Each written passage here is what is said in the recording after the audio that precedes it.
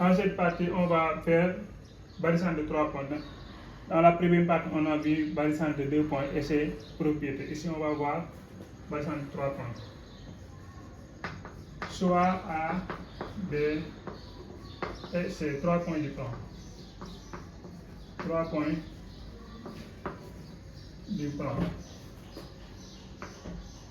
Alpha, bêta, également 3 nombres royaux. Un nombre réel. Quelques c'est comme ça. Alpha plus bêta plus gamma est différent de 0. On appelle G barycentre 2. On appelle G barycentre des points A, B et C affectés des coefficients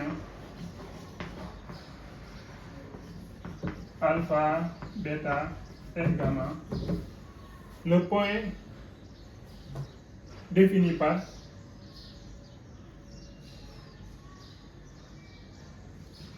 le point du plan défini par le point du plan défini par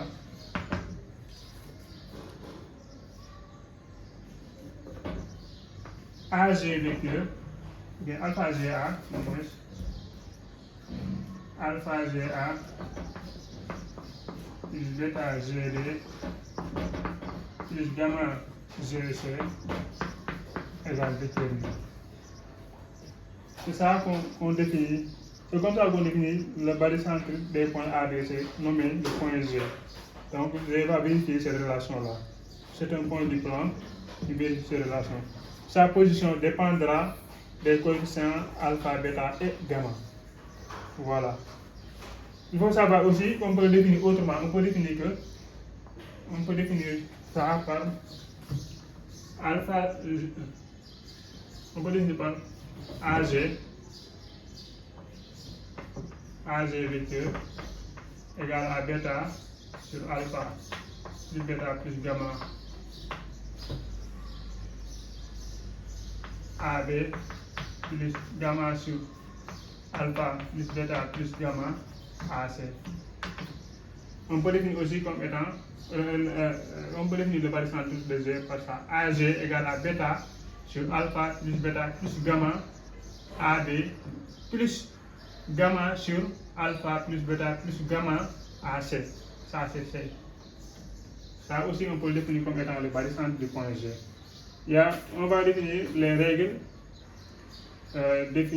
les règles associées au barycentre de 3 points. Il faut savoir d'abord que pour tout point M du plan,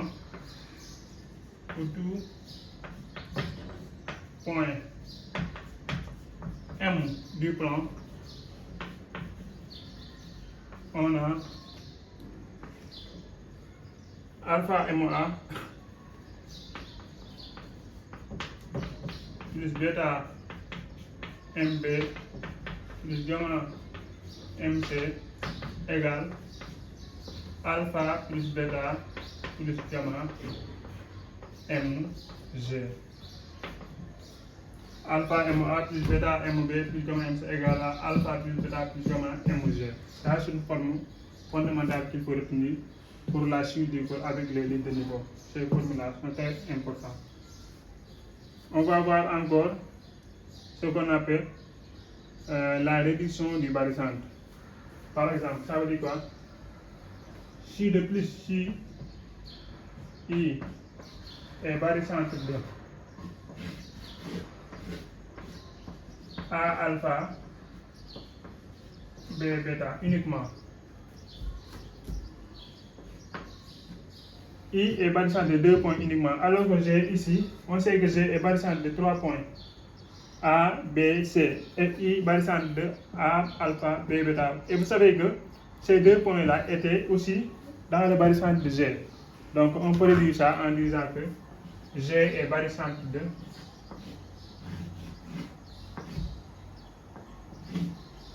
I, le coefficient de la somme alpha plus bêta, et c'est le point restant par gamma. Pourquoi? Parce que dans le barycentre G, on a les points A et B et les mêmes coefficients alpha et bêta qui sont constitués dans le barycentre I. Donc le barycentre I est dans le barycentre G exactement avec les mêmes points A et B et les mêmes coefficients. Donc le point I là est inclus dans le barycentre G. Donc on peut encore réécrire le barycentre G par barye de I. Maintenant, le nouveau coefficient de I, c'est la somme des deux points pondérés. Et c'est le coefficient ancien, c'est gamma. Voilà, on a cette relation-là avec les barycentres. Il y a aussi encore une autre propriété qu'il faut voir.